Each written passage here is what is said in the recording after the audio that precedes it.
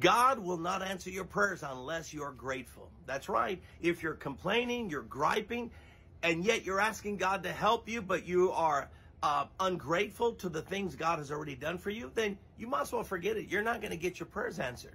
Listen to what Paul writes in Philippians chapter 4, verse 6.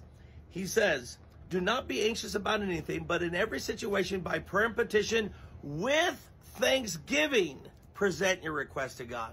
Friend, that's the key. If you're not grateful for what God's already given to you, why should he give you more?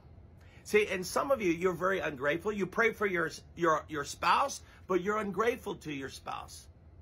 You pray for your church, but you're ungrateful about the pastor God gave you. You pray for your business, but you're ungrateful for the customers. You pray for your boss, but you're ungrateful to him for giving you a job. In other words, you are showing a lot of ingratitude, yet you keep asking God to help you. Friend, he's not going to do it. He demands you to be grateful first before you ask him.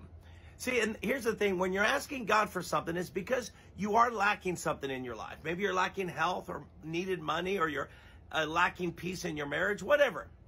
Here's the thing. While you are lacking something, and that's why you're asking God to help you, why don't you also be thankful for what you're not lacking? You know, if you're praying for health and it's a serious issue, at least be grateful to God that your soul is saved. So no matter what happens to your body, you're still going to go to be with the Lord in heaven. You see, when you're praying for your marriage, at least be grateful you have a spouse. A lot of people are longing for that. And if you are praying for a spouse, be grateful that you have your freedom and you don't have to have somebody tell you what to do. See, in other words, there's always something to be grateful about. And I've noticed this, that grateful people seem to have God's blessings abound in their life. You know, this is what David says in Psalm 100. He says, enter his gates with thanksgiving and his courts with praise. I find that to be so powerful. Now think about it. He's describing coming into the Holy of Holies. And how do you get to God's presence? Because God's presence was understood to be in the holy place, the temple. But in order to enter the temple, you have to go into the courtyard. But to get to the courtyard, you have to go through the gates. And what are gates there for? Except to do what? To keep people out.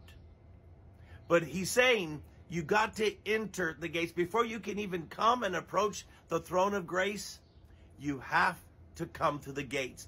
And what is the open door? What is the password to get through the gates? It's thanksgiving.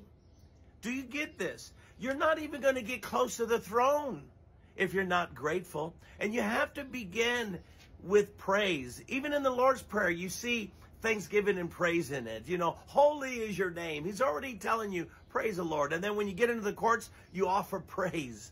But now you say to me, Bishop, I just don't feel like being grateful. I just feel discontented. Well, then you have to offer a sacrifice of thanksgiving. That's what the psalmist says. You got to offer a sacrifice. That means you don't want to, but you got to do it. Friend, I'm telling you this for your own good because I want to see you get your prayers answered. But my point is this, until you are grateful, God will not answer your prayers.